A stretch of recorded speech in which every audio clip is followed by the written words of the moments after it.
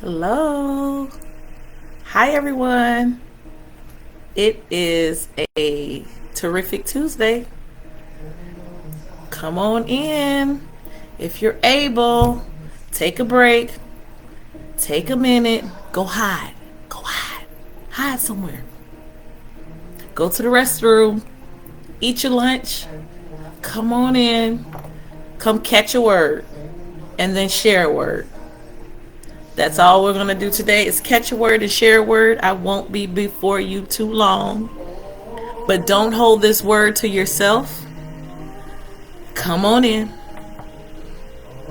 And we're going to be talking about grace today. God's grace. I do not own rights to this song.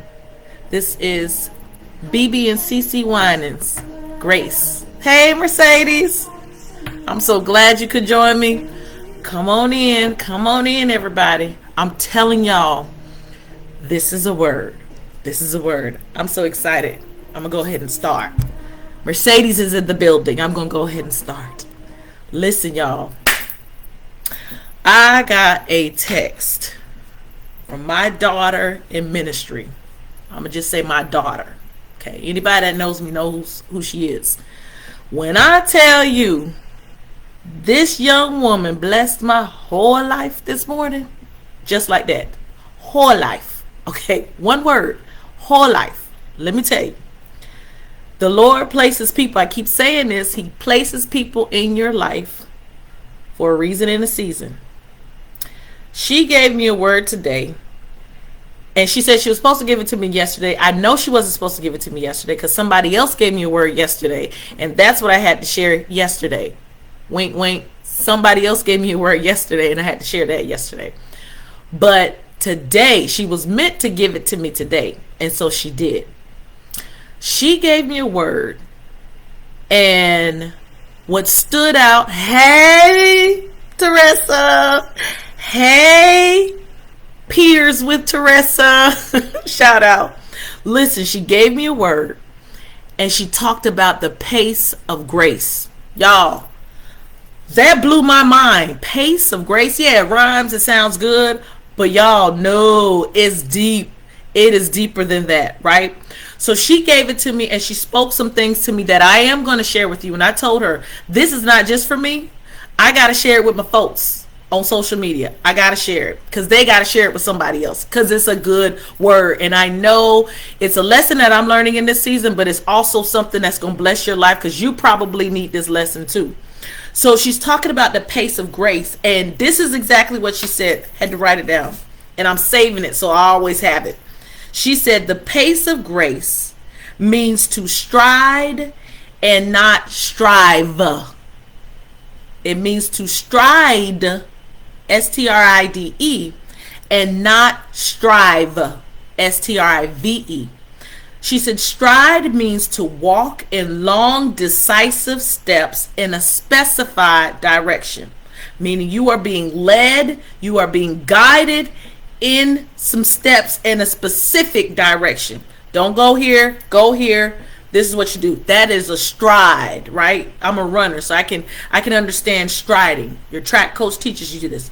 On those long distance run, you got to pick up a stride. If you're running the 400 or even the 800 sprint now, on that back stretch, on those long stretches, you stride. Okay, so you have a specific direction, a certain pace. Now, striving, she said, means making great efforts to achieve or obtain something. That's not necessarily bad, right? We all strive for higher heights and strive to get to the next level and strive to accomplish certain goals and tasks. Striving isn't bad. However, you got to make sure you know what season you're in. Come on now. That is what pricked me. You got to know what season you're in. When we're thinking about striving, a lot of times we're thinking about grinding, going hard. I'm doing this thing. I'm on my grind. This is what I'm doing. I'm constantly moving. This season is a little bit different, y'all. To get your more, she told me, to get your more, you're going to have to do less. What? What you mean? I'm going to say that again. To get your more in 2024, you're going to have to do less. Y'all, that is totally counterintuitive. Like, what do you mean? We're always used to going, right? And I'm working hard, I'm striving to get to the next level. And because I'm doing all of this stuff, I'm going to get it. I'm going to accomplish it. But she's telling me, and this is what the Holy Spirit started ministering to me. No, you are a season of grace right now. This is a season of grace. I know grace is 5 and 2024 don't kind of match that, but it is. It's a season of grace. And in this season of getting more, you're going to have to do less. What do I mean? Do I mean less praying? No. Increase that, okay? Not less praying. There are going to be certain things that we've got to do more of. Less of. So me staying busy, constantly trying to think of the next big thing. What God is saying, no. I've already started a work in you. Complete that. That's not just for me. That's for somebody else out there. You're looking for the next thing. God, what is the next thing you want me to do? And he's saying, keep doing the same thing. What do you mean? Keep doing the same thing. That's what I need you to do. Less is more in this season. Less is more in this season. Woo, y'all, that blew me away. That is what the Holy Spirit is sharing with me. Less is more in this season. I love it. Casey said less worry and less hurry. Ooh, I like that, girl. Less worry and less hurry. We're going to have to slow some things down, and we're going to have to do it in excellence with due diligence. Holding ourselves accountable in this season for the work God has already started. Remember, I didn't even realize, I told y'all about my vision board from 2023 that I'm having to carry over into 2024. I didn't realize it is because the Lord said I'm slowing things down. Those things are still gold, Humany, and we haven't finished that which we started in 2023. Now I'm about to do it big. Didn't we talk about that yesterday? He's about to do it big. And in order for him to do it big, it has to start small. Okay. Less is more in 2024. Somebody type that in there. We got to remember that. Less is more in 2024. So we are going to be focused on the thing that he started, and that is going to be the next big thing when it's manifested. Let me put some word on it. So Joshua 6, go ahead and read the whole thing when you get a chance. Joshua 6, we know this story. The Lord spoke to Joshua, told the people, hey, I am giving you, in verse 2, I love it. He says, I'm giving you Jericho. That's the promise right there. I'm giving you Jericho. Now, I'm giving it to you, but you got to do something with it. All right. Now, Joshua and all of them, they're warriors. Listen, this generation, okay, what you need us to do? Joshua was a fighter. Now, his people weren't.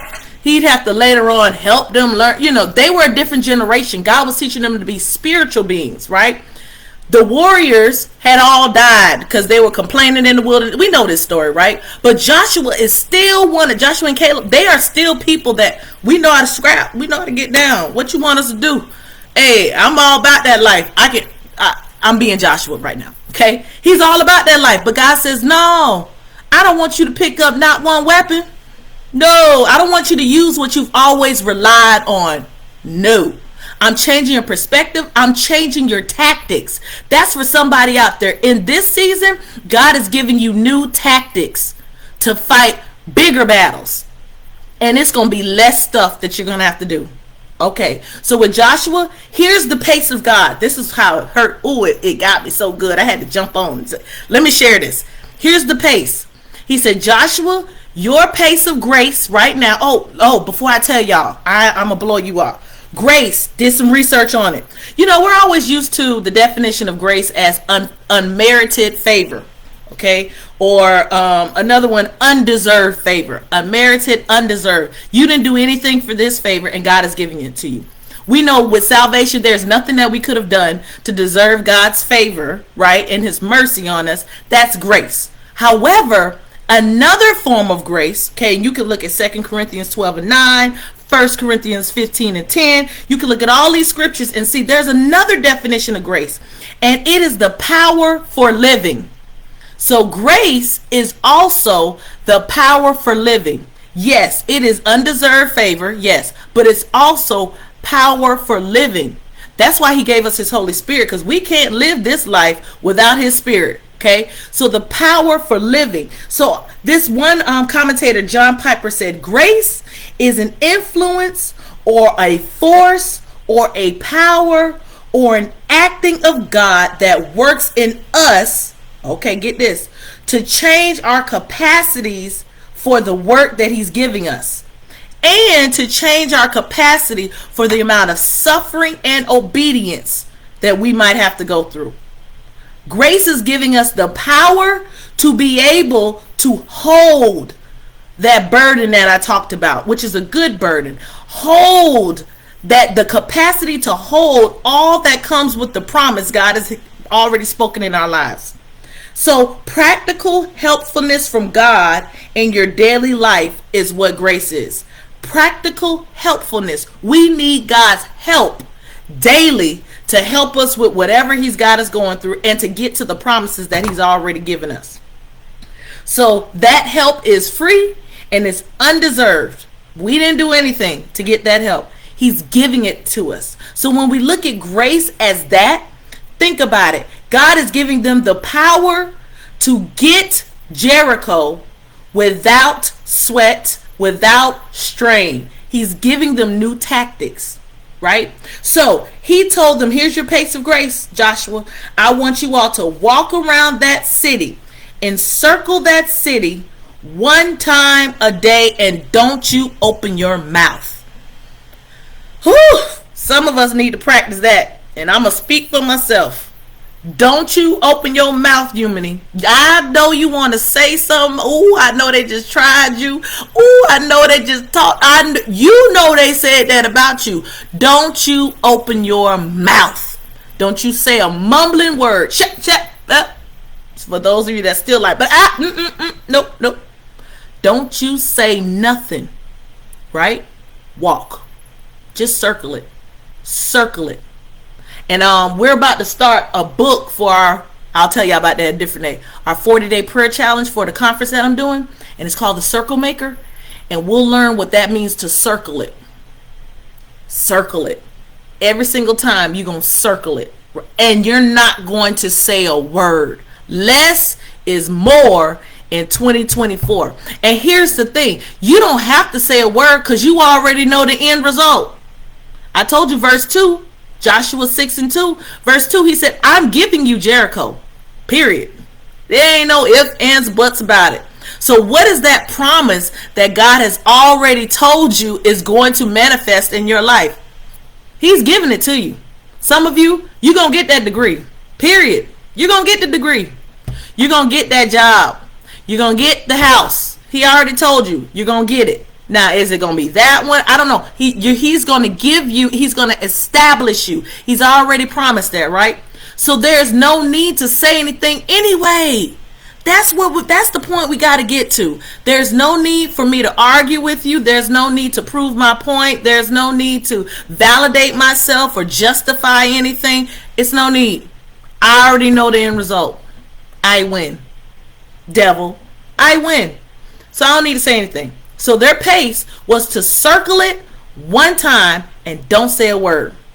Then for 6 days, that's the pace. Think about if you're running. That's my pace. One day, one lap around this large city. And it's a large city. Around this large city, I don't say nothing and I go home. And I look like a failure. And I look like a loser. And I look like nothing is going right. And I look like I haven't succeeded. I let them pick on me, throw bottles at me, spit on me, talk about me, do all of those things. And I just keep it moving. Every single day for 6 days, I just encircle it. I don't say nothing. They call me what they want to call me. They talk about me. They put memes up about me. They screenshot things about me. It don't matter. I don't say nothing. Why? Because I know the end result. That's the comfort that we have, right? I'm facing these afflictions now, but in the end, I win through the Lord, right? The 7th day, your pace has changed now. 7th day is about endurance. The seventh day, right at the brink of when you're about to get your blessing, is about endurance. The other 6 days, I would say those are about creating in you a clean heart, changing who you are, changing what you think, because you're going through trials and tribulations and sufferings, and you're learning to be obedient in those 6 days. Can you walk around this wall and not say a word? Can you not get tired? Can you not quit and not want to give up and complain? Can you do all of those things? If you can prove yourself to do all of those things in 6 days, that seventh day is about endurance. Can you hang in there long enough? Can you hang in there long enough to get, are you strong enough now in the Lord to get what he has promised you?